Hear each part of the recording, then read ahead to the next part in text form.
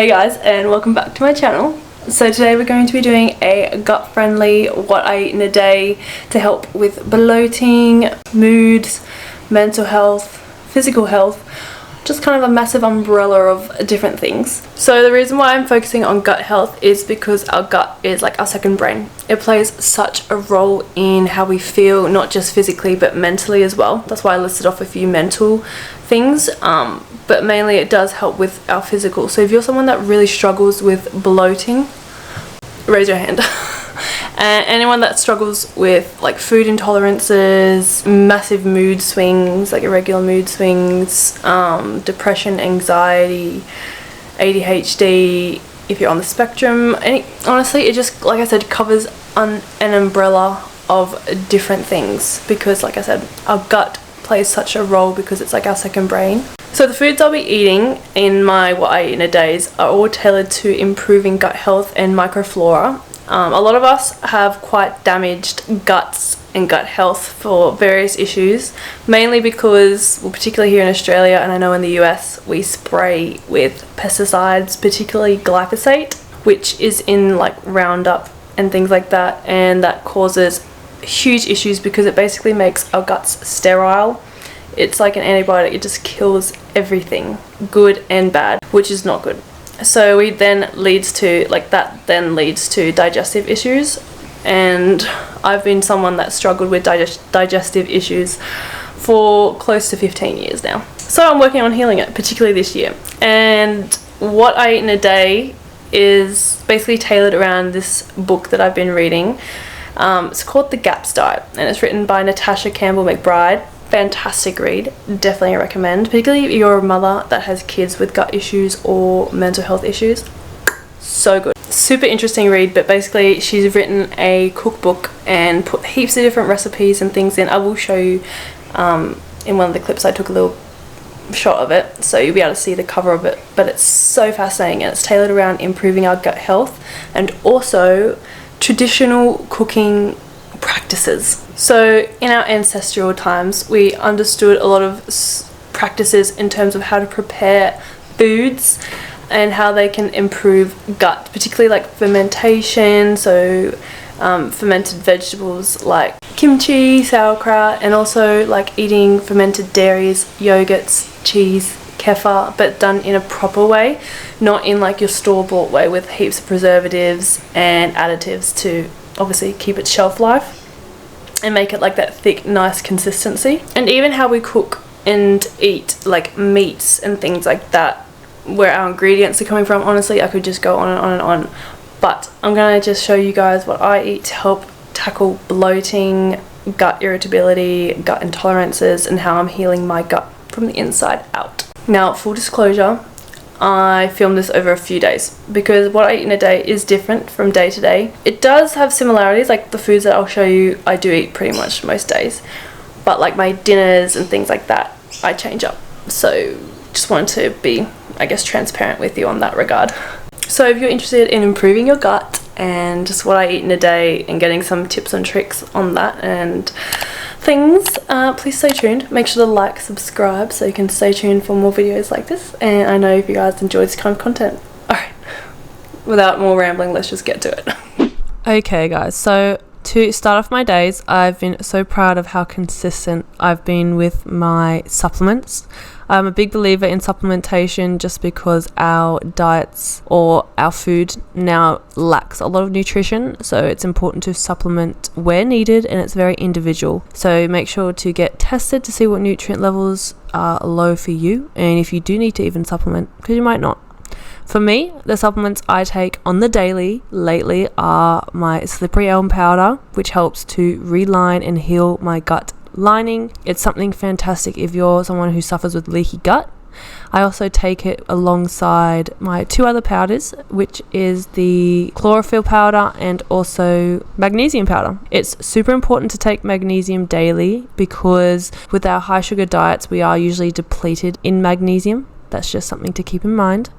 I also take selenium drops and iodine drops for me because I am low in those nutrients. And selenium and iodine are really important in supporting healthy thyroid function And the next thing I love to do in the mornings is make my daily coffee. You guys see this in all my videos. I love a good iced latte. And I like to make it from home because I am able to use the milk that I prefer, which is the Nutty Bruce almond milk. I have tried to stick to dairy milk with coffee, but there's just something about it that I don't love. So I use the Nutty Bruce almond milk because it doesn't have any of those nasties added into it, like seed oils, thickeners, all that kind of thing. You can see on the ingredients list, it's all natural. It's so good. And it's the most natural almond milk that I've been able to find on the market.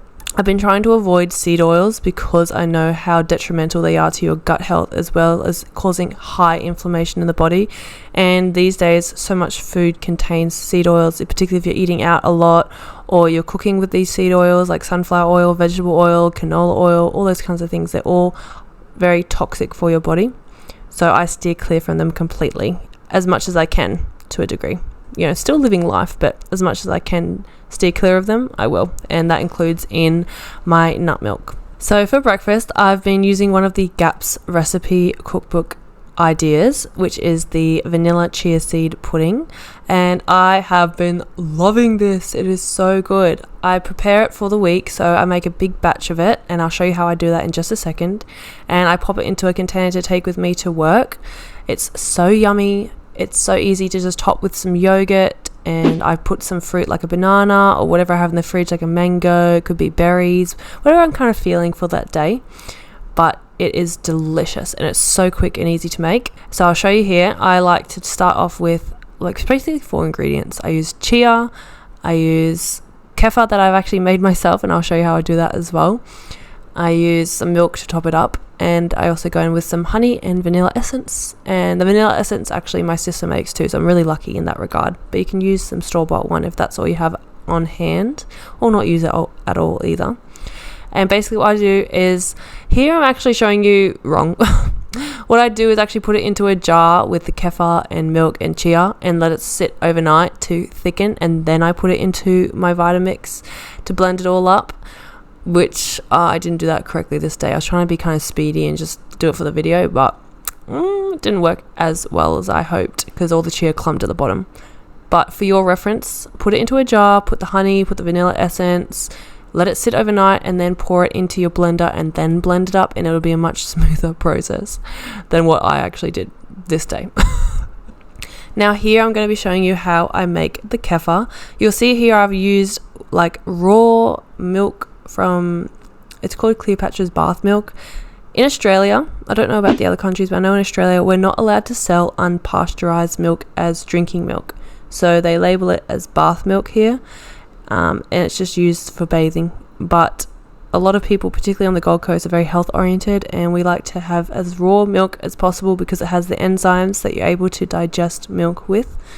When you heat milk, it kills all the enzymes along with it, along with the bacteria, and it means that it's more difficult to digest and it's harder on your gut health and your gut microflora. The only issue with using bath milk when making kefir is that you need to heat it to kill all the bacteria in it. Otherwise you could be fermenting bad microbes as well as good, and when you get milk you don't know what's in there, so to heat it just kills any bad bacteria. Now you can definitely just buy pasteurized milk off the shelf and then just pop it into the yogurt maker, which I have here, and put in some kefir and call it a day.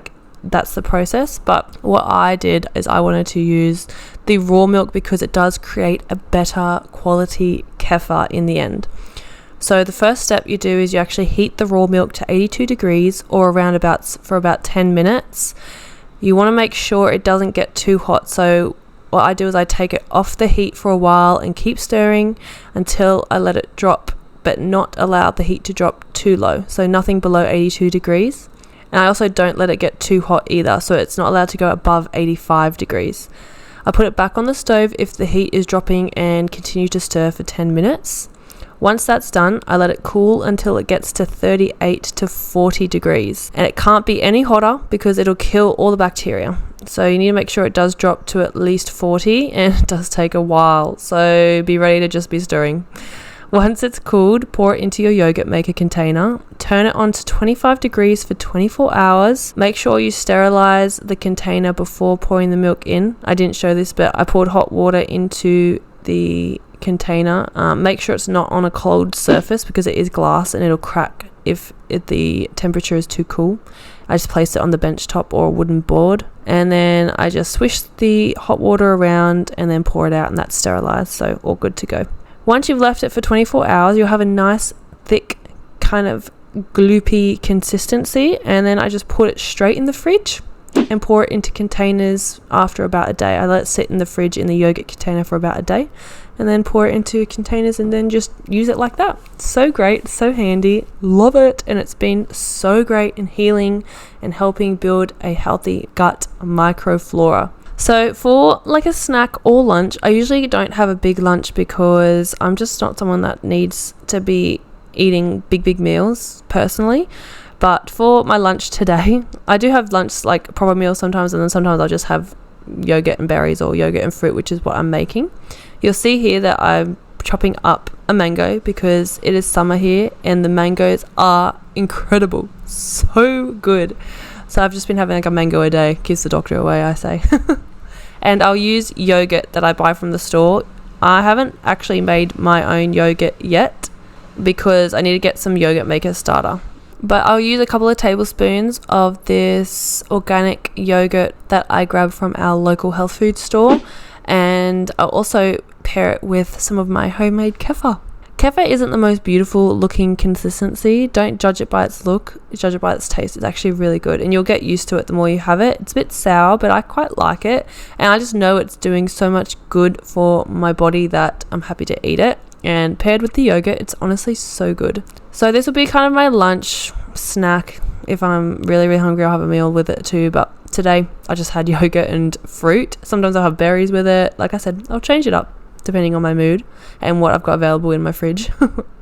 For dinner, this one has been my favorite go-to recipe every single week. I love this recipe. This is the meatball recipe from the Gaps cookbook by Natasha Campbell McBride.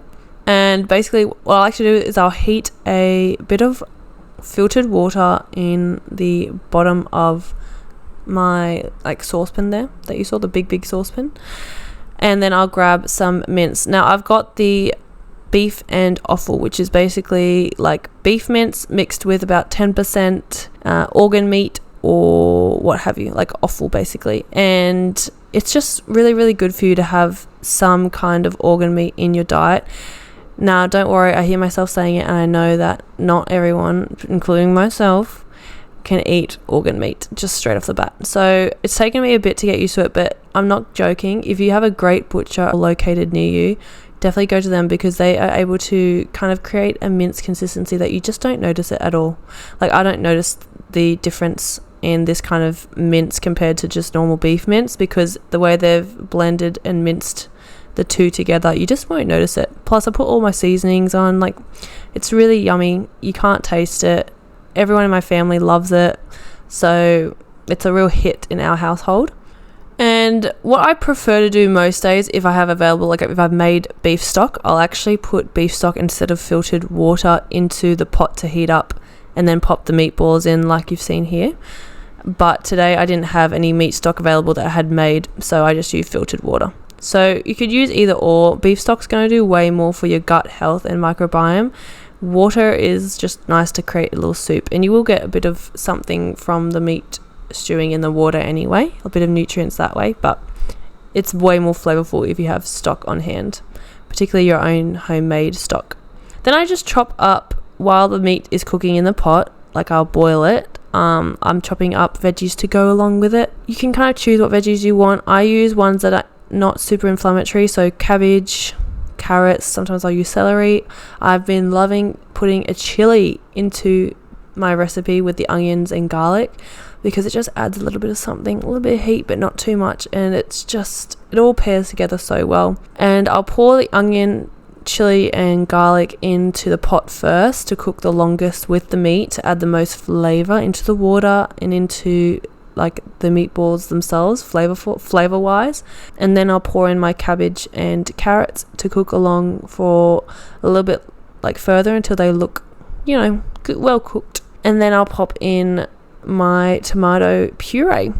I love this brand particularly because the ingredients, there's very minimum to the ingredients list. Like there's not a lot of additives, thickeners, gums, you know, all those horrible things. It's pretty natural. Ideally I would make my own tomato puree, but I feel like I would be living in the kitchen if I did everything from scratch, so that's as good as I'm getting these days. And I'll let that all boil together for about 30 minutes with the tomato puree in there. And then you can kind of see the end result of the meatballs. They just look so good. I'll top it with some homemade sprouts, like we sprout our own little sprouts there, and I'll pop that on top for a nice little crunch, bit of texture. And a side dish that I love to make with my meatballs, another recipe from the Gaps book, is this Brussels sprout and bacon mix. What I'll do is I'll first of all blanch the Brussels sprouts. So I do it for 2 minutes in the like boiling water, and then once I've cooked them for 2 minutes and they're really beautiful and vibrant and really green, like you can see here, I'll pop them into the cold ice bath for a little while, I guess, until all the ice is melted and they've cooled down a little bit. Then what I'll do is I actually pop them in the oven just to cook them a little bit longer, not too much longer, but just a little bit more, because I have had it where I've just blanched them and I just find them a little bit raw and I'd prefer them a bit more cooked personally. That's just me. But I only pop them in the oven for maybe 5-10 minutes while I'm cooking up the bacon, and then I'll chop up the bacon, take the Brussels sprouts out of the oven, and then I'll pour the bacon over the top of the Brussels sprouts and then put in a tablespoon of mustard, a tablespoon of honey. This just makes it so good. And I'll mix it through. And the honey's good because it is a natural sweetener. I like to use honey like you saw in the chia seed pudding. Sometimes I'll put it on my yogurt. It's just a good natural sweetener. So it's not doing anything too detrimental to your body like with the artificial sweeteners they do. And it's also paired with nutrients. Like honey has nutrients in it because it has been made by nature for nature. And yeah, I'll stir it through, and that is the completed side dish. You have to try it. Honestly, your life will be changed. It is so delicious. And that is basically a full day of eats for me, thinking about my gut health and my gut microflora and how I can best assist in boosting it and healing it. So I do hope you guys enjoyed today's video. I hope you got a few tips and tricks for your repertoire in terms of like cooking and preparing meals. Let me know if you're someone that's interested in seeing more content like this, more gut health content, how to heal your gut, like healing your body from the inside out, like wellness and health as opposed to just fitness and like physicality content, because I feel like our health is more than just how we look, it's how we feel as well. But yeah, please like and subscribe if you did enjoy today's video, and comment down below your favorite part. I hope to see you in my next video, and I'll talk to you soon. Bye.